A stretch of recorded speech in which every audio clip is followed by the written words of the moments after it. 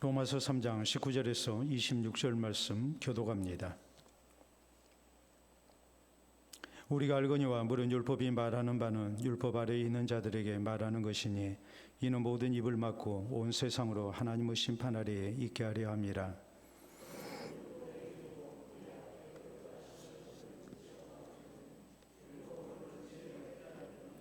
이제는 율법 외에 하나님의 한 의가 나타났으니 율법과 선지자들에게 증거를 받은 것이라.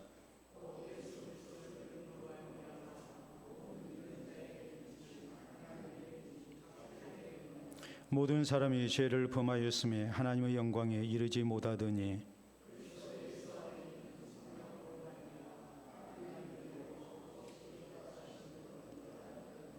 이 예수를 하나님이 그의 피로써 믿음으로 말미암는 화목제물로 세우셨으니 이는 하나님께서 길이 참으시는 중에 전에 지은 죄를 간과하심으로 자기의 의로우심을 나타내려 하심이니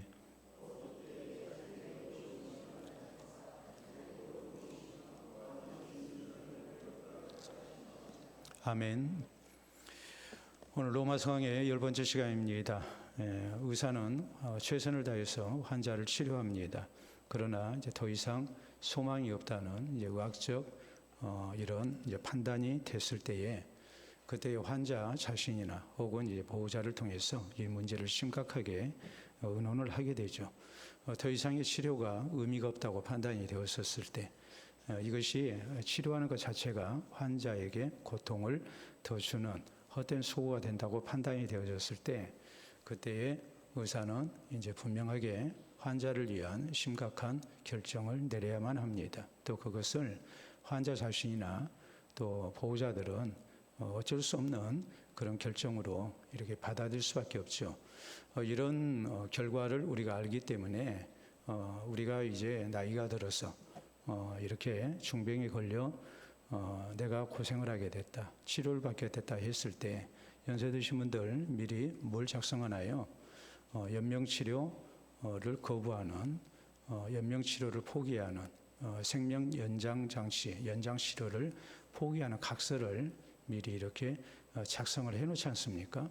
그래서 혹시라도 의료진이나 자식들이 고민하지 않도록 본인이 앞장서서 내가 소망 없는 병에 걸렸을 때, 내가 병에 걸려서 더 이상 치료가 의미가 없을 때, 그때에는 더 이상 연명치료를 하지 말아달라.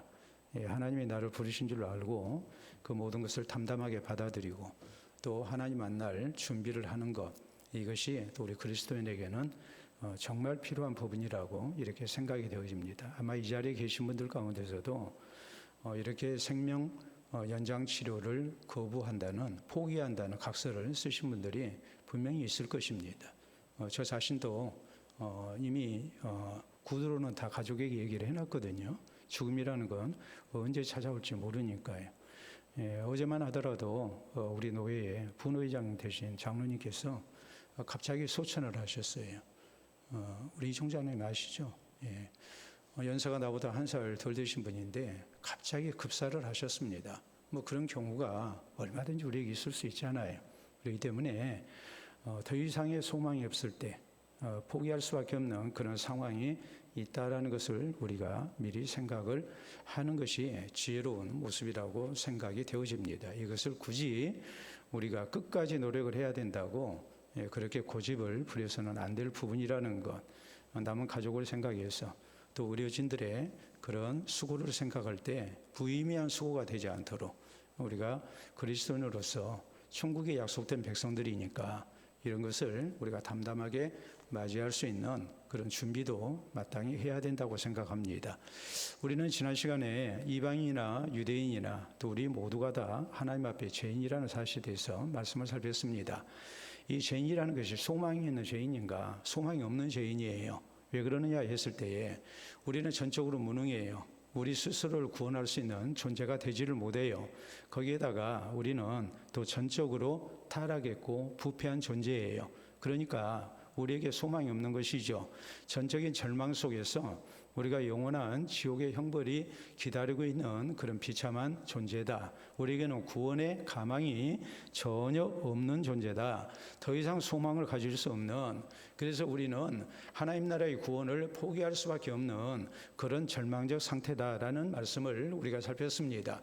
근데 오늘 성경 말씀은 그럼에도 불구하고 하나님께서는 이런 죄인들의 멸망을 기뻐하지 아니하십니다. 저희가 구원 얻기를 원하십니다. 그래서 하나님의 구원 역사를 나타내셨다. 이것이 오늘 성경 말씀이 우리에게 전하는 부분이에요. 자, 세상적으로 육신적으로 놓고 볼 때는 우리에게 이런 생명을 구원할 만한 내가 건강을 얻을 만한 그런 가망이 없을 때는 우리가 포기를 해야 됩니다. 포기하는 것이 훨씬 지혜로워요. 그렇잖아요. 고통받으면서 가족들 고생시키면서 또 경제적 손실을 감수하며 우리가 무의미한 치료를 받을 필요가 없는 것이고, 그렇게 병상에서 몇 개월을 더 버틴들 그게 무슨 의미가 있겠습니까? 삶의 질이 형편없는 그런 상황 속에서 더 버틴다는 것 자체가 무의미한 그런, 어떤 의미로 보자면 불신앙적인 모습이 될 수밖에 없을 때도 있거든요. 그러니까 우리가 그런 경우는 포기를 해야 돼요. 그러나 우리의 영혼은 구원을 받아야 되잖아요. 그렇기 때문에 우리 하나님께서 우리 스스로는 이렇게 전적으로 무능하고 또 전적으로 타락하고 부패한 존재, 그리고 전적 절망 속에 이제 영원한 지옥의 형벌이 기다리고 있는 우리 인생, 우리에게는 도저히 소망이 없지만 하나님은 우리를 포기하지 아니하신단 말이에요. 그래서 우리를 하나님은 구원하기를 원하셨어요. 그래서 오늘 성경 말씀은 우리를 향하신 하나님의 끊임없는 이런 구원의 역사, 이것이 어떤 모습으로 우리에게 나타나는가, 우리가 이것을 어떻게 받아들여야 하는가, 여기에 대해서 말씀하고 있는 것이 오늘 본문에 이어지는 내용입니다. 자, 그래서 오늘 성경 말씀은 먼저 우리 하나님께서는 율법을 통해서 우리가 하나님 앞에 죄인인 것을 깨닫게 하셨다고 말씀을 하십니다. 자, 거기 19절부터 말씀 다시 보도록 합니다. 우리가 알거니와 무릇 율법이 말하는 바는 율법 아래에 있는 자들에게 말하는 것이니 이는 모든 입을 막고 온 세상으로 하나님의 심판 아래에 있게 하려 함이라. 그러므로 율법의 행위로 그의 앞에 의롭다 하심을 얻을 육체가 없나니 율법으로는 죄를 깨달음이니라 라고 말씀을 하십니다. 자, 하나님이 왜 우리에게 율법을 주셨는가? 율법을 주신 하나님의 의도는, 그 목적은 뭐냐면 우리로 하여금 우리가 하나님 앞에 죄인인 것을 깨닫게 하기 위해서 주셨다. 하나님이 우리에게 주신 율법은 우리가 다 지킬 수 있는 율법이 아니고 율법의 의를 이룰 수 없는 그런 굉장한, 우리가 감당할 수 없는 율법을 주신 것이다 라고 말씀을 하십니다. 그러면 우리가 이런 생각을 하죠. 아니, 하나님 말씀대로 살아라 해놓고 우리가 지킬 수 없는 율법을 주신다면 우리를 농락한 것 아닙니까? 우리를 조롱한 것 아닙니까? 왜 우리가 지킬 수 없는 율법을 주셔서 우리를 힘들게 하십니까? 우리가 그런 생각을 할 수가 있단 말이에요. 근데 하나님은 우리를 구원하시기 위해서 먼저 우리가 율법을 통해서 죄인인 것을 깨닫게 하시기 위해서 우리에게 율법을 주신 거예요. 그러니까 우리가 도저히 지킬 수 없는, 더구나 우리가 그렇잖아요. 범죄함으로 말미암아서 우리는 전적으로 무능한 존재가 됐고 전적으로 타락했고 전적으로 부패한 존재가 됐단 말이에요. 그런데 우리가 어떻게 율법의 요구를 이루겠습니까? 그럼에도 불구하고 하나님이 우리에게 왜 율법을 주셨는가? 그 율법을 통해서 우리가 하나님 앞에 죄인인 것을 알아라는 거예요. 여러분, 시험을 치르게 될 때 거기에 기준 점수라는 게 있습니다. 기준 점수가 뭘까요? 커트라인입니다. 커트라인이 있게 될 때에 비로소 우리는 시험의 중요성을 깨닫게 되는 것이고, 이 커트라인을 우리가 넘어서지를 못하게 되면 불합격이라는 사실을 알게 돼요. 내 실력을 비로소 우리가 알게 된단 말이에요. 마찬가지예요. 하나님께서 우리 인생이 구원받을 수 있는 존재가 되게 하기 위해서 하나님의 커트라인이 무엇인가 하는 것을 율법을 통해서 하나님은 계시를 하신 거예요. 그래서 율법 앞에 참 우리가 죄인이구나, 우리가 하나님의 의에 이르지 못하는구나, 우리가 하나님 앞에 어쩔 수 없는, 도저히 하나님의 율법의 요구를 이룰 수 없는 참으로 부족한 죄인이구나라는 것을 하나님은 우리로 하여금 알게 하시기 위해서 우리에게 율법을 주셨다, 이렇게 말씀을 하고 계십니다. 자, 우리가 구체적으로 성경을 보면 로마서 7장 7절은 이렇게 말씀합니다. 율법으로 말미암지 않고는 내가 죄를 알지 못하였으니 곧 율법이 탐내지 말라 하지 아니하였더라면 내가 탐심을 알지 못하였으리라라고 했어요. 자, 바울 사도가 말하기를 율법에 이게 지금 우리가 10계명 가운데 10번째 계명을 말합니다. 거기 보면 이웃의 것을 탐하지 말라고 그랬거든요. 자, 탐심이라는 것이 죄냐 아니냐? 세상 법정에서는 탐심은 죄가 아니에요. 왜요?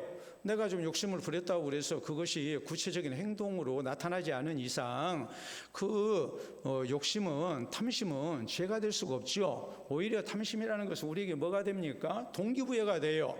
내가 욕심이 있기 때문에 내 목표를 상향 조정을 하고 내가 더 그 목표를 달성하기 위해서 내가 욕심을 내는 겁니다. 그러니까 공부를 잘하는 데 있어서 우리에게 먼저 필요한 게 뭘까요? 내가 머리 좋으면 공부 잘합니까? 엉덩이가 무거우면 공부를 잘합니까? 우리에게 뭐가 먼저 있어야 될까요? 공부를 잘하려면 공부 욕심이 있어야 돼요. 그러니까 제가 자주 강조를 하죠. 공부를 잘하려면은 공부라는 건 뭐로 하느냐? 가슴으로 먼저 합니다. 다음으로는 머리로 합니다. 다음은 뭐로 할까요? 엉덩이로 합니다. 가슴이 뜨거워야 돼요. 공부하고자 하는 목표의식이 생겨야 돼요. 그 다음에 공부할 수 있는 머리가 있어야 돼요. 그런다고 해서 공부를 잘하는 게 아니에요. 아무리 머리가 좋아도 가슴이 뜨겁지 아니하면 공부 못합니다. 공부 욕심이 있어야 됩니다.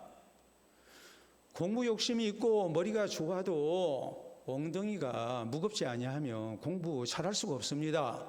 공부는 어떻게 한다고요? 가슴으로 하고, 다음 뭐로 하고요?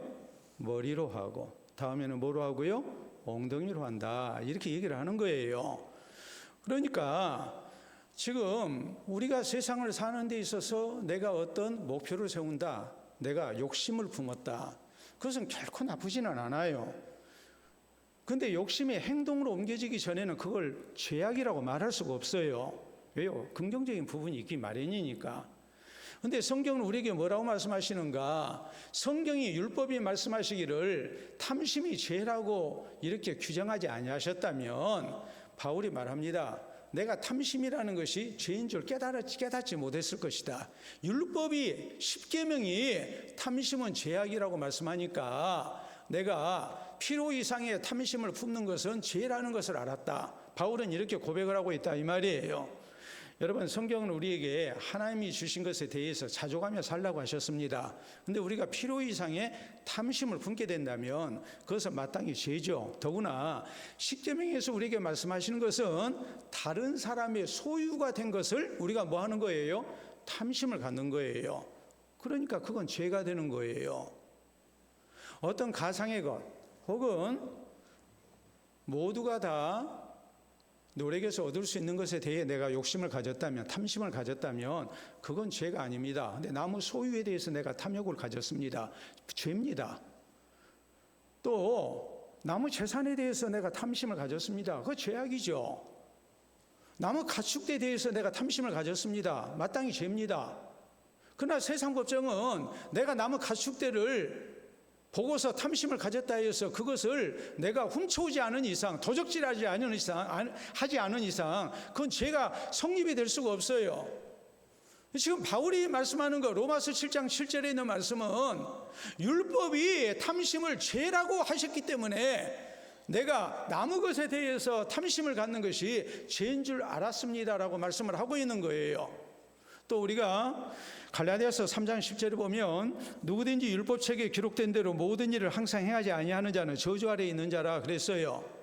하나님이 우리에게 주신 율법의 요구를 다 이루지 아니하면 우리는 저주 아래에 있는 자다. 왜? 우리가 범죄했기 때문에, 하나님의 율법의 요구를 다 이루지 못했기 때문에 우리가 저주 아래에 있는 자다라고 말씀을 합니다. 율법이 우리에게 주어진 목적은 우리가 죄인인 것을 깨닫게 하기 위해서 그런 겁니다. 율법 아래 우리를 죄인으로 가두신 겁니다. 율법을 통해서 내가 죄인인 것을 깨닫게 하는 거예요. 그렇기 때문에 갈라디아서 3장 24절 너무나도 유명한 말씀이죠. 이같이 율법이 우리를 그리스도께로 인도하는 초등 교사가 되어 우리로 하여금 믿음으로 말미암아 의롭다함을 얻게 하려 함이라 그랬어요. 율법을 통해서 내가 죄인인 것을 압니다. 율법이 우리를 누구에게 인도합니까? 그리스도께 인도하는 겁니다. 내가 하나님 앞에 죄인인 것을 율법을 통해서 깨닫게 돼요.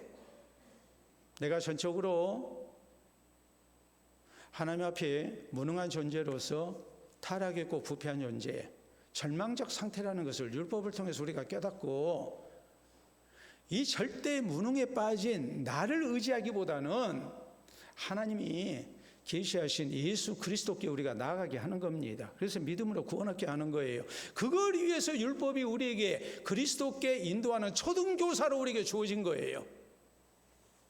이 율법의 기능이 무엇인가? 하나님이 왜 우리에게 율법을 주셨는가? 우리가 죄인인 것을 알게 하기 위해서 우리에게 주어진 겁니다.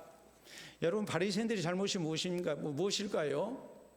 하나님은 율법을 통해서 우리가 하나님 앞에 죄인이라는 사실을 깨닫기를 원하셨어요. 그런데 바리새인들은 우리가 율법을 잘 지켜서 우리는 의인이라는 착각 속에 빠진 겁니다.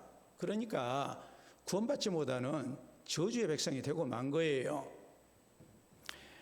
우리나라의 형법 가운데 죄형 법정주의라는 말이 있습니다. 죄형 법정주의라는 것은 어떤 행위가 범죄로 성립되는지, 그 범죄에 대해 어떤 형벌을 줄 것인지는 법률에 의해서만 정할 수 있다는 법칙이에요. 그렇기 때문에 유명한 법언이 이겁니다. 법에 관련된 격언이에요. 법률이 없으면 죄도 없다. 법률 있는 곳에 죄가 있다라고 말을 해요. 법률이 없으면 죄가 없어요. 우리가 도덕적으로 볼 때 저거 잘못이야, 저러면 안 돼, 한데 법률적인 조항이 없어요. 그러면은 그 사람은 법적 처벌을 받지 아니에요. 죄로 규정할 수가 없으니까. 법률 조항이 없으니까. 자, 우리가 사진 보도록 하겠습니다. 너무나도 자주로 보는 그런 모습들입니다. 주차를 하는데 두 칸 주차합니다. 그런 사람이 있습니까? 없습니까? 여러분 동네에 아파트에 주차장에 저런 사람들 꼭 하나씩은 있기 마련이에요. 열받죠? 주차하려는데 저래 가고 있으면. 또 다음 사진 보도록 하겠습니다. 저렇게 두면 주차, 더구나 경차 전용인데 저기 들어가가지고 경차 2대 주차하게 된 자리를 보통 승용차가 들어가가지고 딱 2칸 차지하고 있는 거예요. 다음 사진 보도록 하겠습니다. 저러고 있는 아주 뻔뻔한 사람들이 있어요. 그러면 저거 처벌 안 해?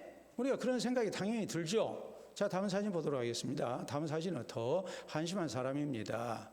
아니, 내 차에다가 주차 위반 스티커를 붙였다고 열받아가지고 차주가 아파트 진출입로에다가 자기 차 딱 갖다 대버렸어요. 자, 이런 경우 어떻게 되는가? 아파트 내 주차장에다가 두면에 저렇게 참 매너 없는 주차를 했을 때는 처벌을 할 수가 없어요. 그건 우리나라 법률 조항이 없어요. 아파트 내는 사유지에 해당이 돼요. 사유지에 해당이 되기 때문에 주차를 저렇게 해도 할 말이 없어요. 처벌을 못 해요. 그런데 아파트 밖에 진출입로에다가 저렇게 주차를 해놓으면 전 견인차가 와서 끌어가고 그래서 처벌을 받게 됩니다. 범칙금이 부과가 돼요. 죄형 법정주의라는 것은 뭘 얘기하느냐? 법률이 있어야만이 죄가 성립이 돼요. 그리고 처벌할 수가 있어요. 벌을 줄 수가 있어요. 하나님께서는 죄형 법정주의에 의해서 우리에게 율법을 주신 거예요. 율법을 주셔서 우리가 하나님의 율법의 의를 이룰 수 없는 죄인인 것을 알게 하신 거예요. 그래서 우리가 하나님 앞에 죄인이라는 사실을 깨닫게 합니다. 우리는 율법의 이 긍정적인 그런 면을 우리가 생각을 해야 돼요. 율법이라는 것이 아주 안 좋아. 더구나 우리가 율법주의 이런 말을 많이 들으니까 우리가 율법에 대해서 부정적인 생각을 많이 해요. 그런데 우리가 하나님이 왜 우리에게 율법을 주셨을까? 그 율법이 우리가 지킬 수 없는 율법을 주셨는데 왜 우리가 지킬 수 없는 율법으로는 우리가 구원받을 수 없는 존재인 것을 알면서 왜 하나님이 우리에게 율법을 주셨는가? 그것은 율법으로는 우리가 하나님의 의에 이를 수 없는 죄인이라는 것을 알게 하기 위해서 우리에게 율법을 주셨다는 사실을 우리는 기억해야 됩니다. 그리고 내가 하나님 앞에 하나님의 의에 이를 수 없는 죄인이라는 것을 진실되게 우리가 깨달아야 됩니다. 다음으로 우리가 생각해야 할 것은 뭐냐면 죄인을 구원하시는 하나님의 방법이에요. 율법을 통해서 우리가 죄인인 것을 알게 하셨잖아요. 그러면 우리가 죄인된 우리를 하나님이 어떻게 구원하실까? 아니, 우리를 죄인이라는 것을 알게 하시고 네 죄를 네가 알렸다 하고서 하나님이 우리를 방치해버리신다면 그런 하나님은 참 잔인하죠. 예? 우리를 고통스럽게 하잖아요. 우리에게 아무런 치료약을 준비하지 아니하시고 너 아프지 이렇게만 계신다면 얼마나 하나님이 무자비하십니까? 근데 하나님은 나의 죄인됨을 깨닫지 못하는 이 죄의 심각성을 깨닫지 못하는 우리들을 하나님 앞에 죄인인 것을 깨닫게 하신 목적은 우리를 구원하시기 위함이거든요. 내가 죄인인 것을 깨닫고 하나님 앞에 나오게 하기 위해서 하나님은 율법을 씌워서 우리가 죄인인 것을 깨닫게 하셨지, 우리를 네 죄를 깨닫고 좀 양심의 고통을 당하고 그리고 아주 그냥 괴로움을 많이 겪어라, 고통스럽게 세상을 살아야 된다, 그래서 하나님이 우리에게 율법을 주신 것은 아니단 말이에요. 그래서 오늘 성경 말씀은 이어서 우리 하나님께서 우리를 구원하시기 위해서 어떤 방법을 계시하셨는가를 이렇게 말씀을 합니다. 자, 거기에 이어지는 말씀 이제 21절부터 봅니다. 이제는 율법 외에 하나님의 한 의가 나타났으니 율법과 선지자들에게 증거를 받은 것이라 그랬어요. 자, 율법의 요구를 이루면 우리가 하나님 앞에 의를 얻어요. 근데 우리는 율법의 의를 얻을 수 없는 절대 무능하고 전적으로 타락했고 전적으로 부패한 전적 절망 속에 있는 존재라고 그랬어요. 근데 율법을 통해서 내가 죄인인 것을 깨달았어요. 율법의 의로는 우리가 구원받지 못해요. 근데 하나님께서 율법 외에 다른 의를 계시하셨는데 이것은 율법과 선지자를 통해서 이미 증거가 된 바다. 이 말의 의미는 어느 날 갑자기 하늘에서 하나님의 구원의 방법이 떨어졌다는 말이 아니고 율법을 통해서 또 선지자들을 통해서 하나님이 성경에 이미 그 방법에 대해서 계시하셨다라는 말씀이에요. 성경 계시를 말합니다. 구원에 대한 계시를 말해요. 그래서 이어지는 22절, 곧 예수 그리스도를 믿음으로 말미암아 모든 믿는 자에게 미치는 하나님의 의인이 차별이 없느니라 그랬습니다. 하나님의 한 의가, 율법 외에 우리가 의인 될 수 있는 길이 우리에게 허락이 됐는데 성경 계시를 통해서 오래전에 이미 약속이 돼서 우리에게 전해졌는데 그 의가 곧 예수 그리스도를 통한 구원의 길이라는 것을 말씀합니다. 예수 그리스도를 믿음으로써 우리가 의인이 될 수 있는 길을 하나님이 약속하셨고 그 길을 나타내셨다고 말씀을 하십니다. 우리가 율법을 다 지켜서 의인이 되는 게 아니라 예수 그리스도를 나의 구주로 믿음으로써 우리가 하나님의 의에 이룰 수 있는 길이 열리게 됐다. 예수 그리스도의 의가 우리가 하나님 앞에 의인 될 수 있는 새로운 기준으로 우리에게 주어졌다라고 말씀을 합니다. 더구나 이것은 모든 믿는 자에게니 하면서 차별 없이 예수님을 구주로 믿기만 하면 다 이것이 적용이 된다라고 말씀을 하세요.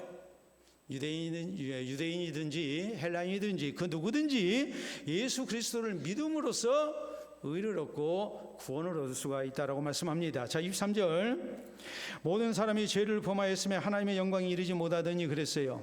율법 아래 모든 사람이 다 죄인이라는 말이에요. 하나님의 영광이 이르지 못한다라는 말은 우리가 하나님의 영광 가운데 우리를 부르기를 원하시지만 이 하나님의 영광 가운데 이르지 못하는 하나님의 영광을 상실한 존재가 됐다는 말이고, 궁극적으로 하나님의 영광에 이르는 조건을 충족시키지 못하기 때문에 장차 하나님 나라의 영광에 이르지 못하는 그런 죄인된 존재가 다 되고 말았다, 이런 의미예요. 우리가 하나님의 영광에 이르지 못하는 그런 존재가 되고 말았습니다. 참으로 비참한 운명이 되고 만 거죠. 근데 24절에 보면 그리스도 예수 안에 있는 성령으로 말미암아 하나님 은혜로 값없이 의롭다 하심을 얻은 자 되었느니라라고 말씀합니다. 하나님의 은혜를 값없이 얻어서 우리가 의롭다함을 얻게 됐다. 여기 속량이라는 말이 나오는데, 속량이라는 것은 노예를 해방시킬 때 지불하는 돈을 속량이라고 얘기를 합니다. 죄의 노예, 죄인인 우리가 의롭다함을 얻기 위해서 죄에서 해방이 돼야 되는데, 자유함을 얻어야 되는데, 이 값을 누가 지불하셨는가? 예수님이 지불하셨다 이 말이에요.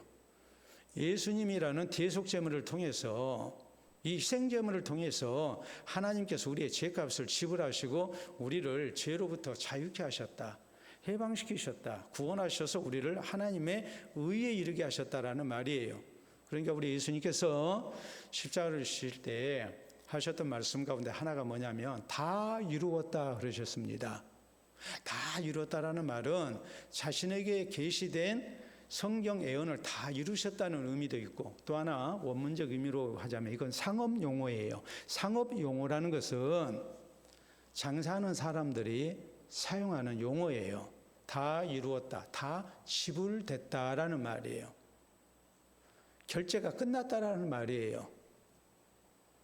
예수 그리스도가 희생제물로 죄인된 나를 대신해서 십자가에서 죽으신 겁니다. 그래서 나를 속량하신 거예요. 그 값을 다 지불하신 거예요. 그래서 우리가 구원 얻은 백성이 된 것이고 하나님의 의에 이르게 된 거예요. 자, 25절, 이 예수를 하나님이 그의 피로써 믿음으로 말미암아 화목제물로 세우셨으니 이는 하나님께서 길이 참으시는 중에 전에 지은 죄를 간과하심으로 자기의 의로우심을 나타내려 하심이니 곧 이때에 자기의 의로우심을 나타내사 자기도 의로우시며 또한 예수 믿는 자를 의롭다 하려 하심이라. 자, 하나님은 사랑의 하나님이시지만 또 하나님은 어떤 하나님이시라고 그랬습니까? 공의 하나님이시죠. 그러니까 죄인된 우리를 용서하시는데 무작정 용서하실 수가 없습니다. 사랑으로 다 용서하실 수가 없어요. 하나님은 공의의 하나님이시기 때문에 그 죄값을 받으셔야 돼요. 그 죄값을 누구를 통해서 받으셨느냐? 예수님, 희생제물이신 예수님을 통해서 받으신 겁니다. 예수님은 다 이루셨어요. 다 지불하셨어요. 그래서 우리 하나님도 의로우시고 하나님의 공의를 만족시키셨으니까, 또 예수님을 구주로 믿는 자들도 의롭다고 하신 거예요. 왜요? 죄인된 내 죄값을 예수님이 나 대신 뭐 하셨기 때문에? 주셨기 때문에. 그래서 성경은 이렇게 말씀합니다. 자, 요한복음 3장 16절에 보면 하나님이 세상을 이처럼 사랑하사 독생자를 주셨으니 이는 그를 믿는 자마다 멸망하지 않고 영생을 얻게 하라 하심이라 라고 말씀하십니다. 또 우리가 로마서 5장 8절에 있는 말씀으로 보면 우리가 아직 죄인 되었을 때에 그리스도께서 우리를 위하여 죽으심으로 하나님께서 우리에 대한 자기의 사랑을 확증하셨다. 그냥 용서하신 게 아니고 예수님을 나 대신 십자가에서 죽게 하심으로 죄값을 다 지불케 하시고 하나님이 그 죄값을 다 받으신 가운데 우리를 용서하신 거란 말이에요. 우리를 얼마나 사랑하신가를 확증하신 가운데 우리를 용서하신 거예요.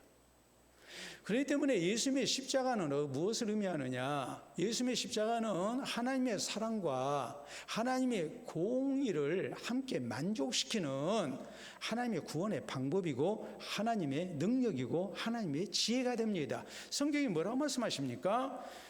우리가 고린도서 1장 24절에 있는 말씀을 보면 그리스도는 하나님의 능력이요 하나님의 지혜라고 말씀을 하십니다. 죄인된 우리를 구원하시는 하나님의 능력이에요. 하나님의 사랑과 하나님의 공의를 함께 만족시키는 하나님의 지혜예요.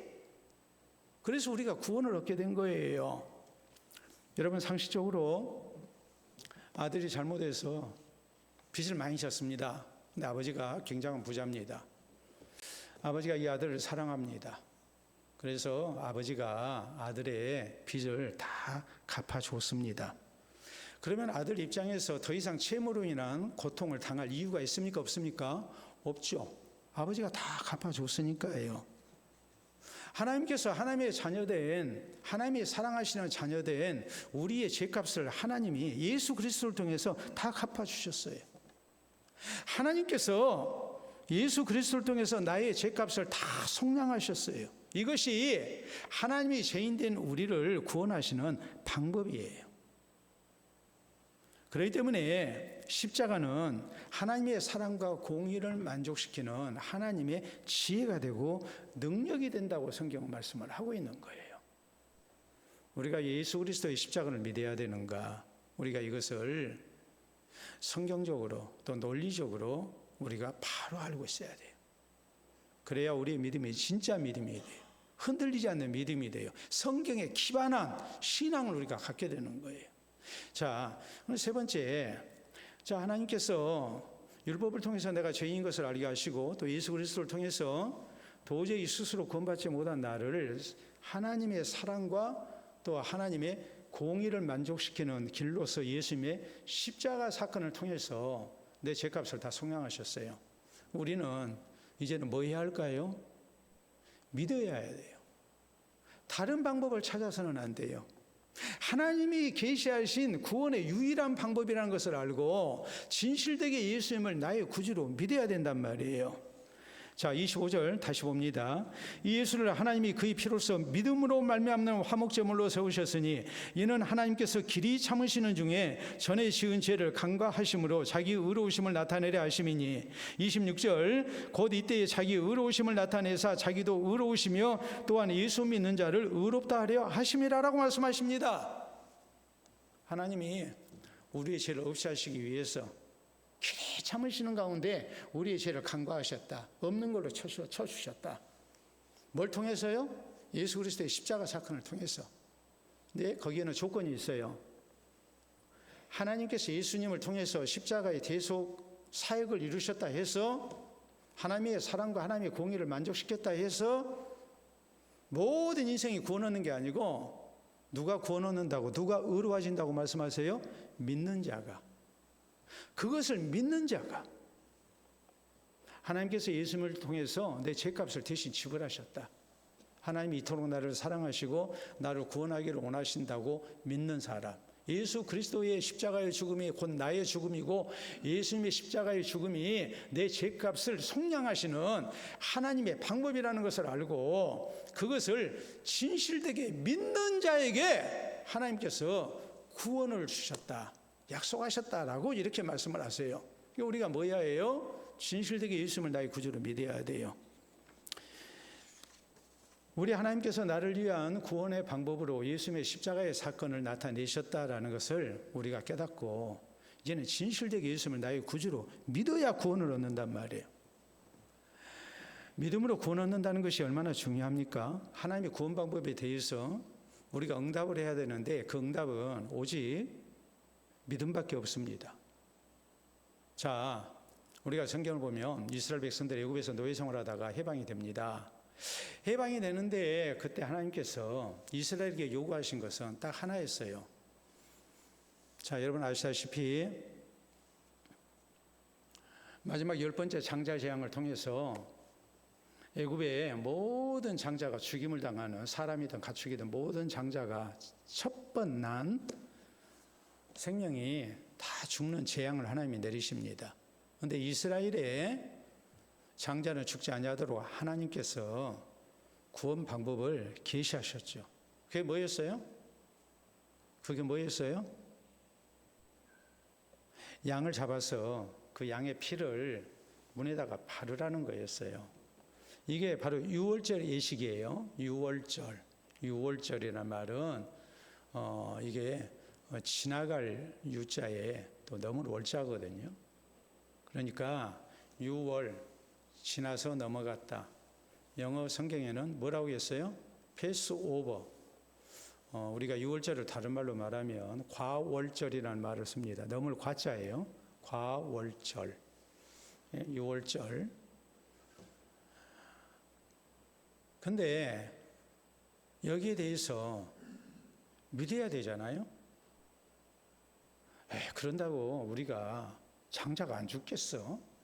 아니 뭐 오늘 밤에 천사가 와가지고 장자를 다 죽인다는데 설마 그러겠어?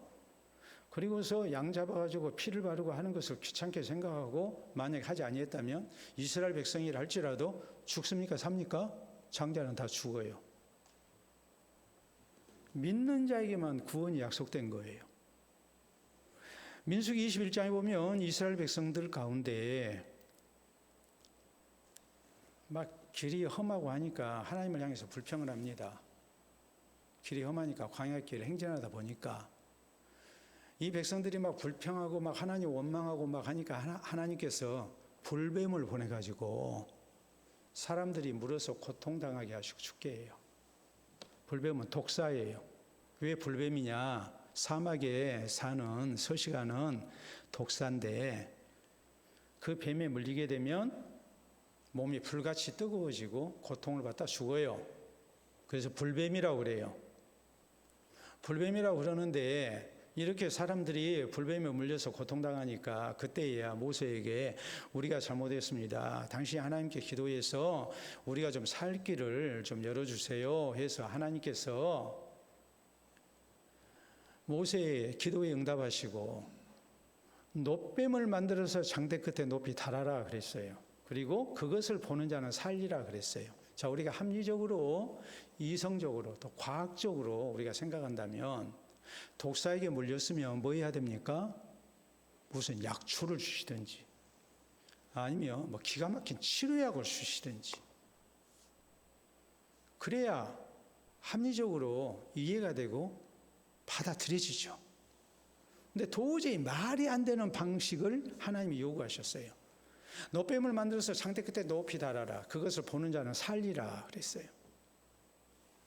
근데 생각하면, 그리고 성경은 말씀하기를 그것을 보는 자는 살았다 그랬어요. 우리가 합리적으로 생각했을 때 하나님이 제시하신 방법이 진짜 맞는 거예요. 왜요? 하나님의 인도하심에 대해서 저희가 불순종을 한 거거든요. 불평하고 원망하고 그러다가 독사에게 물렸거든요. 하나님의 징벌을 당했거든요. 불순종한 사람이 살기 위해서는 뭐가 필요합니까? 불순종한 사람이 살기 위해서는 뭐가 필요해요? 순종이 필요해요. 제가 한번 얘기했잖아요. 제가 세미나 한번 참석을 했는데 강사 목사님이 하시는 말씀이 자기 교회에서 부흥회를 하는데 강사 목사님이 오셔가지고 지금 세미나 강사로 오신 분이 자기 교회에서 다른 강사를 모셔다가 지금 부흥회를 하는데 그 강사 목사님이 열심히 하나님 말씀에 순종하고 살아야 된다고 막 설교를 하셨어요. 이제 설교 다 끝나고 기도 끝나고 이제 그 교회 이제 담임 목사님 이제 이 세미나 강사 목사님이 나오셔가지고 하신 말씀이 뭐였냐면은 다들 복창하라고. 그래서 순종이 아니면 잡종이다 그러더래요. 순종 아니면 뭡니까? 잡종이죠. 우리가 순종을 안 하면 그건 잡종이에요, 잡종. 제가 그거 굉장히 그분의 말씀이 임팩트 있게 들렸어요. 그래서 지금 뭐 한 20년이 흘렀는데도 지금 기억이 나요. 순종이 아니면 잡종이다. 순종하지 아니해서 불순종 때문에 지금 하나님의 징벌로 독사에게 몰려서 지금 죽어가는 사람들이에요. 이 사람 살려면 치료약이 필요합니까? 무슨 약초가 필요합니까? 무슨 음식이 필요합니까? 뭐가 필요할까요? 순종이 필요해요. 그러니까 말이 안 되는 방법을 하나님이 명령하신 거예요. 놋뱀을 만들어서 장대 끝에 높이 달아라. 그리고 그것을 보는 자가 살리라 그랬어요. 이번에는 어떻게 바라봐야 돼요? 순종함으로 바라봐야 돼요. 그래야 살아요. 근데 우리가 요한복음 3장 14절에서 16절 말씀 사이에 보면은 우리 예수님 말씀하십니다. 모세가 광야에서 뱀을 든 것 같이 인자도 들려야 하리니 이는 그를 믿는 자마다 영생을 얻게 하려 하심이라. 하나님이 이 세상을 이처럼 사랑하사 독생자를 주셨으니 이는 그를 믿는 자마다 멸망하지 않고 영생을 얻게 하려 하심이라. 성경은 이렇게 말씀을 하세요. 이 모세의 놋뱀 사건, 민수기 21장에 나와 있는 모세의 놋뱀 사건은 궁극적으로 우리의 구주가 되시는 예수 그리스도를 계시한 사건이에요. 근데 뭐로 구원 얻어요? 하나님이 제시하신 구원의 방법에 대해서 우리가 믿음으로 아멘하게 될 때, 우리가 진실되게 믿고 순종하게 될 때, 그럴 때 우리가 비로소 구원을 얻는다 이 말이에요. 그러니까 우리가 예수님을 진실되게 구주로 믿어야 돼요. 여러분, 지난번에 윤석열 씨가 하도 대통령직을 개판을 쳐가지고 대통령 권한을 축소시켜야 된다 해서 여론이 비등하고, 그래서 이제 대통령 권한을 축소를 하는 방향으로 궁극적으로 나가게 될 것 같아요. 근데 대통령 권한 어떤 것을 축소시켜야 되느냐? 먼저는 거부권이에요. 국회에서 의결한 것을 다 그냥 거부해요. 예? 자기 안에 그냥 그 김건희 막 특검 막 다 거부하죠. 거부권 행사하죠. 그러니까 거부권을 제한해야 된다. 또 하나, 사면권. 사면권을 대통령이 특별 사면을 하게 되는데 그 사면권이 주로 대상자가 누구냐면 정치인들 아니면 경제인들이에요. 재벌 총수들. 말이 안 되는 사면을 하는 경우가 너무 많아요. 그래서 대통령의 권한 가운데 우리나라가 대통령제를 채택하고 있지만 이 거부권과 사면권은 일정 부분 제한을 해야 된다라는 여론이 비등하고 또 그쪽으로 개헌이 될 가능성이 큽니다. 그런데 대통령의 권한을 우리가 생각할 때, 특별히 우리가 사면권을 생각할 때, 자, 이걸 한번 봐보세요. 대통령 사면권, 뭐가 얼마나 대단할까? 근데 이래요. 한번 봐보세요. 특별사면 시행 관련입니다. 귀하께서는 특별사면 대상자로 선정되었으며 현재 사면장 배부 중에 있으니 2020년 1월 21일까지 부산지방검찰청 공판과로 방문하여 수령하시기 바랍니다. 해가지고 이렇게 이제 특별사면 대상자로 선정이 됐다고 이런 쪽지가 하나 오는 겁니다. 그러면은 특별 사면이 되는 거예요. 또 다음 사진 보도록 할까요? 사면 복권장 해가지고 저 내용은 이제 교통 사고를 내고 거기에 대해서 이제 벌금을 물고 했던 것에 대해서 뭐 한꺼번에 일괄적으로 사면 복권하는 때가 있죠. 그거예요. 내용 자체가. 근데 여러분 생각해 보세요. 저 사면장, 복권장, 사면 복권시키는 이런 것이 그냥 종이 쪼가리 하나예요. 종이 쪼가리 하나. 그럼에도 불구하고 뭐 해야 해요? 그 하나에 의해서 대통령의 권한이 적용이 되는 거예요. 하나님께서 우리를 특별 사면하기를 원하세요. 죄인된 우리, 스스로 구원받을 수 없는 우리, 율법의 의를 이룰 수 없는 우리, 영원히 저주 아래 있는 우리, 죄인된 우리를 하나님은 굉장히 사랑하시고 우리를 포기하지 아니하시고 우리를 살리기를 원하신단 말이에요. 우리를 구원하기를 원하신단 말이에요. 그 하나님의 특별 사면이 누구를 통해서 나타났느냐? 누구를 통해서 나타났어요? 예수 그리스도를 통해서 나타난 거예요. 예수님의 십자가 사건을 통해서 하나님이 특별 사면령을 우리에게 내린 거예요. 문제는 그걸 우리가 뭐 해야 돼요? 믿어야 돼요. 그 조건은 하나예요. 종교 개혁이 일어났던 이유는 로마 가톨릭의 잘못된 사면 방법 때문이었습니다. 예수님의 십자가에 구원 사역을 믿음으로 우리가 특별 사면 받을 수 있다는 것을 믿는다고 하면서 선행을 통해서, 어떤 경우는 고행을 통해서 혹은 면죄부, 면벌부를 통해서 우리가 죄 가운데서 벌을 받지 않고 구원받을 수 있다. 사면 복권이 된다라고 주장을 한 거예요. 이 모든 것이 잘못된 것이죠. 오직 예수 그리스도를 구주로 믿음으로 우리가 구원 얻는 거예요. 그래서 신앙교훈은 이렇게 말해요. 믿음이 뭐냐? 믿음은 하나님의 선물을 받는 마음의 손이다라고 말을 합니다. 선물 주면 뭐 해야 해요? 뭐 해야 해요? 손을 내밀어서 받아야죠. 당연하잖아요. 믿음이라는 것은 하나님의 구원의 선물을 받는 마음의 손이다라고 말을 하는 거예요. 그렇기 때문에 또 이렇게 말합니다. 죄인이 지옥 가는 게 아니에요.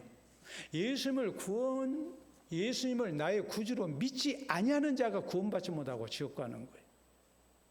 죄인이 지옥 가는 게 아니라 예수님을 나의 구주로 믿지 아니하는 자가 지옥 가는 거예요. 이것을 알고 우리가 진실되게 오직 예수 그리스도만이 나의 구주심을 믿어야 됩니다. 그래서 하나님의 구원을 받는 우리 모두가 될 수 있기를 바랍니다. 실제 있었던 일입니다. 미국의 제7대 앤드류 잭슨 대통령 때 있었던 일이에요. 1830년 조지 윌슨이라는 사람이 아주 형편이 어려워가지고 우체국 들어가가지고 옛날에 우체국에서 이제 금융거래도 이렇게 송금도 하고 막 했으니까 우편원 취급하고 다 했잖아요. 거기 들어가가지고 강도질을 한 거예요. 그러다가 그냥 직원을 살해하고 말았어요. 잡혀서 재판을 받게 됐는데 교수형이 내려졌습니다. 그런데 앤드류 잭슨 대통령이 이 사람이 처해 있는 딱한 형편을 보니까 정상을 참작해야 할 부분이 있었어요. 그래서 특별 사면을 했습니다. 사면장에 대통령이 서명을 하고 이 합법적 절차에 의해서 대통령의 권한으로 내가 이 사람을 특별 사면을 한다 했어요. 그래서 사면장이 이제 교도소로 이렇게 우송이 됐고, 교도관이 조지 윌슨에게 대통령 사면장을 보여주면서 너는 이제 자유의 몸이 됐다, 너는 석방될 수 있다 하면서 이제 나오라 그랬어요. 그때 조지 윌슨이 이 사람이 그러니까 정상 참작이 된 거예요. 자기가 사람을 죽일 의사가 없었는데 그냥 실수로 사람을 죽인 거거든요. 과실치사에 가까운 그런 살인이었어요. 근데 자기의 죄를 굉장히 뉘우치고 있는 사람이에요. 그래가지고 하는 얘기가 난 안 나갈랍니다.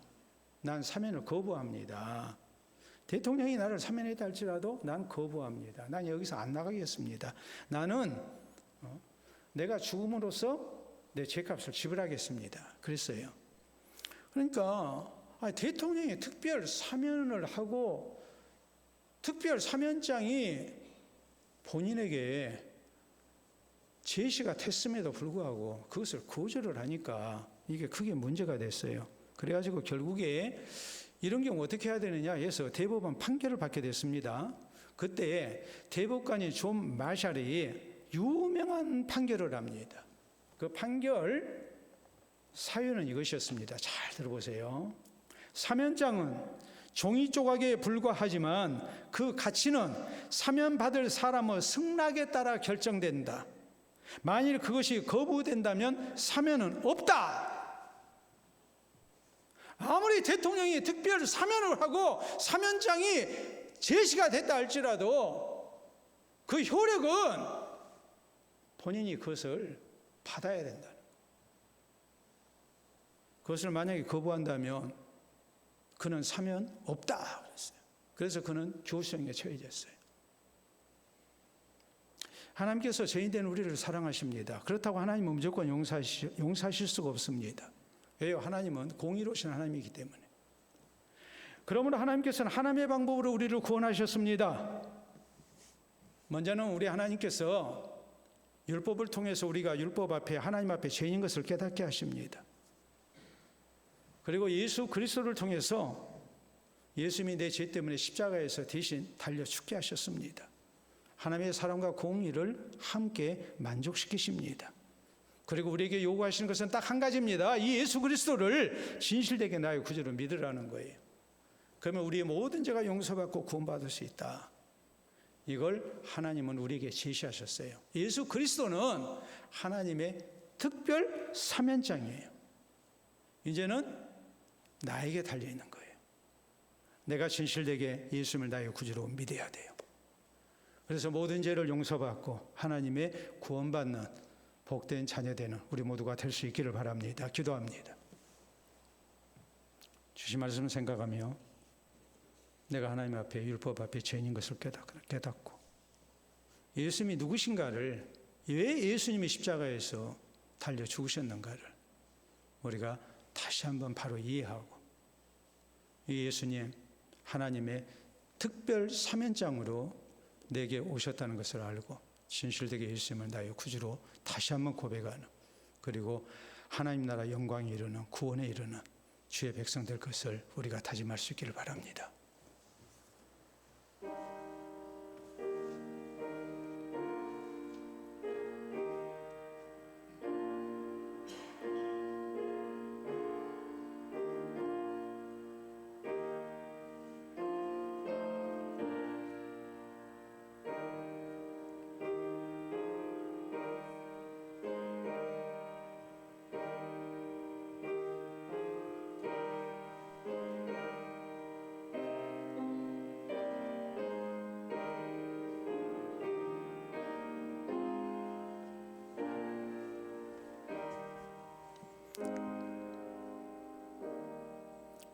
참으로 사랑이 많으신 아버지, 은혜를 진심으로 감사합니다. 죄인된 우리를 포기하지 아니하시고 이렇게 예수 그리스도를 통하여 구원의 백성으로 삼아주심을 감사합니다. 우리가 늘 믿는다고 고백했지만 습관적으로 형식적으로 우리의 신앙을 고백하지 아니했는지 말씀을 통해 다시 한번 점검케 하시고 우리 주 예수 그리스도를 향한 또 하나님을 향한 진실된 신앙 고백이 우리 모두에게 있게 해 주시옵소서. 율법 앞에 하나님 앞에 내가 죄인인 것을 진실되게 고백하게 하시고 예수 그리스도만이 우리의 구주 되심을 하나님의 사랑의 방편이요 또 하나님의 구원의 방법인 것을 우리가 다시 한번 깊이 깨닫고 진실되게 예수님을 나의 구주로 영접하고 또 이 주님을 의지하고 우리가 주를 향한 신앙으로 살아갈 수 있기를 원합니다. 이 시간도 우리의 아름다운 신앙 고백을 받아주시고 우리 모두가 구원 얻는 하나님의 백성 되게 하시고 하나님 나라 영광에 이룰 수 있도록 주님 역사해 주시옵소서.